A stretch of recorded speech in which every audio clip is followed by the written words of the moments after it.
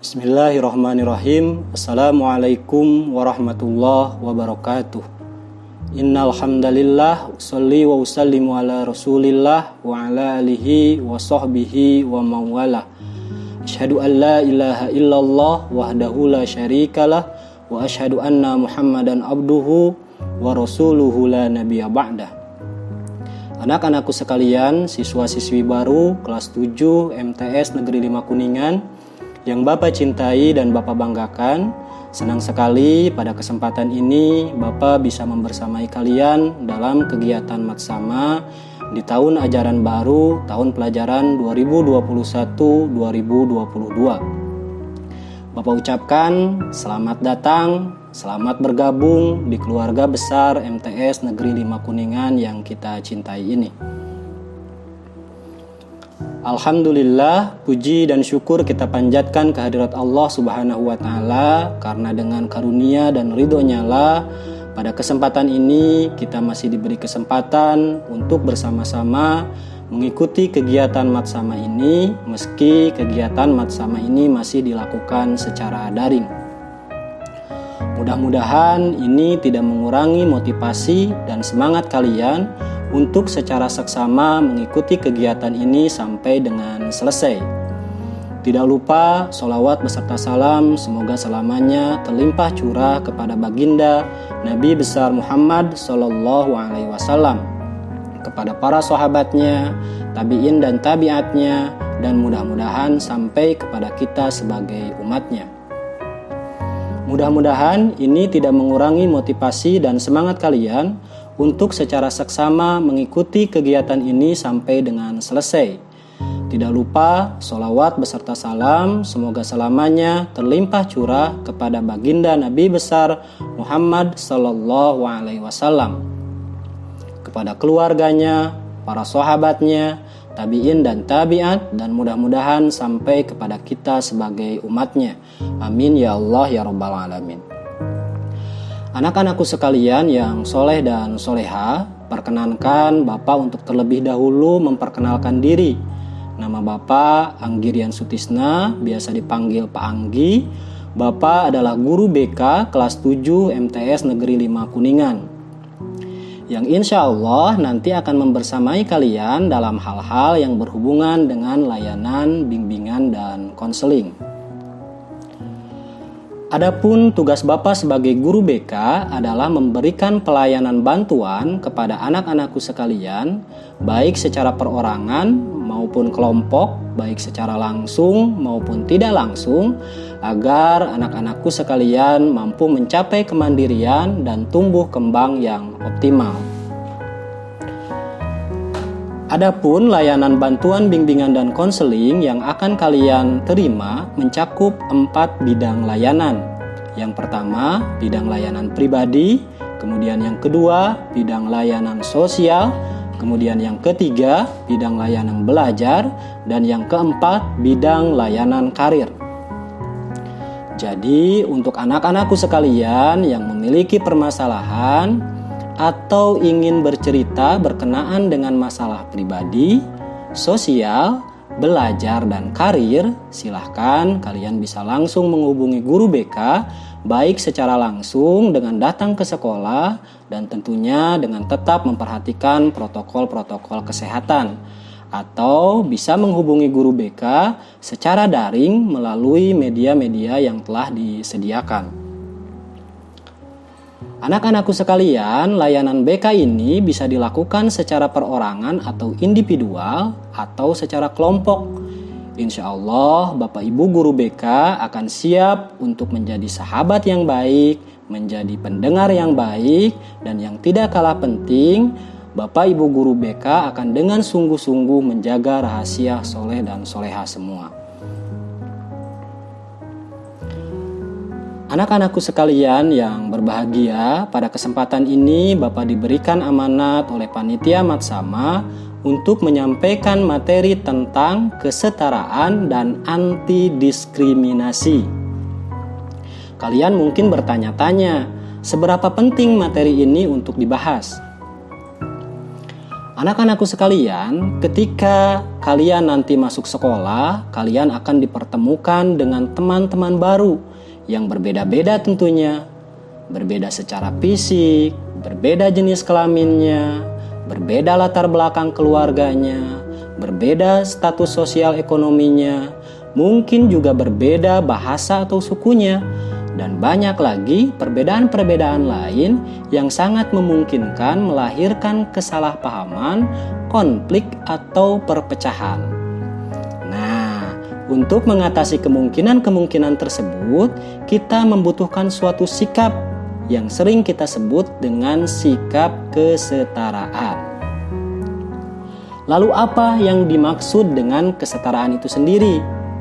Kesetaraan berasal dari kata setara, yang artinya sama tingginya, sama tingkatannya, sama kedudukannya, sejajar, sepadan, sebanding, dan seimbang. Jadi, kesetaraan adalah cara kita memandang dan cara kita memperlakukan orang lain tanpa membeda-bedakan dan tanpa memandang status sosial mereka. Apakah itu status ekonomi, sosial, jenis kelamin, budaya, bahasa, suku, ras, maupun agama. Adapun tujuan dari kesetaraan ini adalah agar setiap orang dapat memperoleh perlakuan yang sama dan adil dalam lingkungannya, baik di sekolah, di rumah, atau di masyarakat.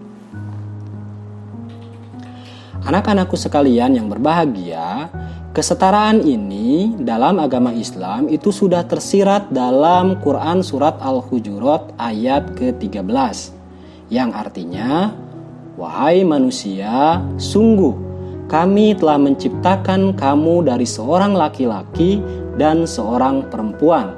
Kemudian kami jadikan kamu berbangsa-bangsa dan bersuku-suku agar kamu saling mengenal. Sungguh, yang paling mulia di hadapan Allah ialah orang yang paling bertakwa. Sungguh, Allah Maha Mengetahui lagi Maha Teliti." Jadi di sini sudah jelas ya. Agama Islam itu mengajarkan pada kita bahwa kedudukan kita di hadapan Allah Subhanahu wa taala itu sama. Yang membedakan hanyalah tingkat ketakwaan kita. Dan tingkat ketakwaan seseorang itu hanya Allah lah yang mengetahui. Kemudian dalam Undang-Undang Dasar 1945 pasal 27 ayat 1, di situ disebutkan bahwa semua warga negara bersamaan kedudukannya di dalam hukum dan pemerintahan dan wajib menjunjung hukum dan pemerintahan itu dengan tidak ada kecualinya.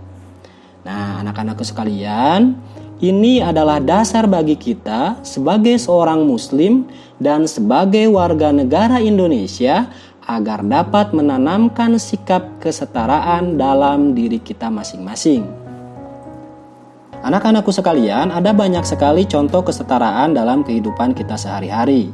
Misalkan kesetaraan di lingkungan sekolah, misalkan di MTS Negeri 5 Kuningan. Salah satu contohnya misalkan guru akan memperlakukan siswanya sama dan adil, tanpa membeda-bedakan, tanpa melihat status sosial mereka atau tingkat kemampuan mereka. Setiap siswa memiliki hak yang sama untuk mendapatkan pelayanan pendidikan yang baik dan berkualitas. Kemudian, contoh selanjutnya, guru dalam menjalankan tata tertib di sekolah juga memberlakukan tata tertib tersebut dengan adil. Artinya, setiap siswa dipandang sama dalam tata tertib, diperlakukan secara adil, sesuai aturan yang berlaku, tanpa dibeda-bedakan. Kemudian, contoh lainnya, kakak kelas dan adik kelas saling menghormati. Kakak kelas menghormati adik kelasnya dan begitu pun sebaliknya. Adik kelas menghormati kakak kelasnya. Tidak ada kemudian kakak kelas yang menganggap dirinya senior, merasa lebih harus dihormati oleh adik kelasnya yang dianggap junior. Sehingga tidak jarang pada akhirnya kebiasaan-kebiasaan seperti ini menciptakan adanya perundungan atau yang sering kita kenal dengan istilah bullying, ya, yang dilakukan oleh kakak kelas kepada adik kelasnya. Inilah yang harus kita hindari bersama. Selanjutnya, contoh yang lain adalah dalam pemilihan pengurus atau ketua OSIS. Dalam pemilihan pengurus dan ketua OSIS, setiap siswa, baik laki-laki maupun perempuan, memiliki hak yang sama untuk dipilih dan memilih. Tidak ada yang lebih diutamakan atas dasar apapun. Misalkan, yang laki-laki lebih diprioritaskan dibandingkan yang perempuan, atau sebaliknya, yang perempuan lebih diprioritaskan dibandingkan yang laki-laki. Itu tentu tidak diperkenankan, ya. Kemudian, contoh yang kelima, orang tua di rumah memperlakukan anaknya secara adil. Adil di sini tentunya bukan berarti harus sama persis, tapi proporsional, di mana orang tua memperlakukan anaknya sesuai dengan kebutuhan di tahap perkembangannya masing-masing secara adil dan seimbang, tanpa membeda-bedakan urutan dalam keluarga misalkan, atau berdasarkan jenis kelamin. Itu sangat tidak diperkenankan. Anak-anakku sekalian, dari sikap kesetaraan ini diharapkan tumbuh dalam diri kita sikap anti-diskriminasi. Lalu apa yang dimaksud dengan sikap anti-diskriminasi ini? Diskriminasi adalah sikap dan perilaku yang tidak adil, yang tidak seimbang, atau membeda-bedakan antara satu orang dengan orang yang lain, membeda-bedakan antara satu kelompok dengan kelompok yang lain. Jadi, anti-diskriminasi berarti adalah sikap menentang atau menolak adanya perlakuan diskriminasi atau perlakuan tidak adil yang membeda-bedakan tersebut. Itulah yang harus kita wujudkan dalam kehidupan kita sehari-hari. Ada banyak jenis-jenis diskriminasi yang sering kita temui di masyarakat. Ada banyak jenis-jenis diskriminasi yang sering kita temui dalam kehidupan kita sehari-hari. Contohnya misalkan diskriminasi usia. Nah, ini yang paling sering, ya. Diskriminasi usia ini adalah membeda-bedakan seseorang berdasarkan faktor usia, ya. Misalkan di sekolah, sebagian kakak kelas merasa bahwa mereka boleh memperlakukan adik kelasnya secara sewenang-wenang dengan adanya istilah senioritas. Nah, ini tentunya tidak boleh terjadi. Yang harus dilakukan oleh kakak kelas justru adalah mengayomi dan memberikan contoh yang baik terhadap adik-adik kelasnya. Kemudian jenis diskriminasi yang lain adalah diskriminasi gender. Apa diskriminasi gender ini? Yaitu membeda-bedakan seseorang berdasarkan jenis kelaminnya. Misalkan, laki-laki merasa lebih superior dibandingkan perempuan, atau sebaliknya, yang perempuan merasa lebih superior dibandingkan yang laki-laki.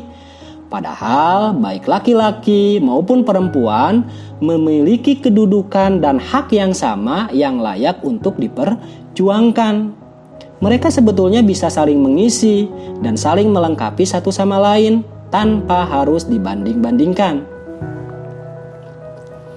Kemudian, contoh diskriminasi lainnya adalah diskriminasi suku, ras, dan agama, yaitu membeda-bedakan seseorang berdasarkan suku, ras, atau agamanya. Misalkan, orang Sunda hanya mau berteman dengan orang Sunda saja. Orang Jawa hanya mau berteman dengan orang Jawa saja. Kemudian mereka saling merendahkan satu sama lain hanya karena berbeda suku, ras, atau agama. Ini sangat tidak diperkenankan oleh kita sebagai seorang pelajar tentunya. Anak-anakku sekalian, jenis-jenis diskriminasi yang lain adalah diskriminasi status sosial ekonomi. Ini juga yang sering terjadi dalam kehidupan kita sehari-hari, yaitu membeda-bedakan seseorang berdasarkan status sosial ekonominya. Misalkan, Di kelas, anak-anak yang merasa dirinya kaya hanya mau berteman dengan orang yang sama-sama kaya. Kemudian, anak-anak yang dianggap kurang mampu dijauhi atau bahkan dihina. Ini tentunya tidak boleh terjadi di lingkungan sekolah kita. Kita justru diharuskan untuk saling membantu dan saling menghormati satu dengan yang lainnya. Anak-anakku sekalian yang soleh dan soleha, sebagai seorang yang terpelajar, kita tentunya tidak ingin sikap diskriminasi ini ada dalam diri kita. Ada berbagai macam cara agar kita terhindar dari sikap diskriminasi ini.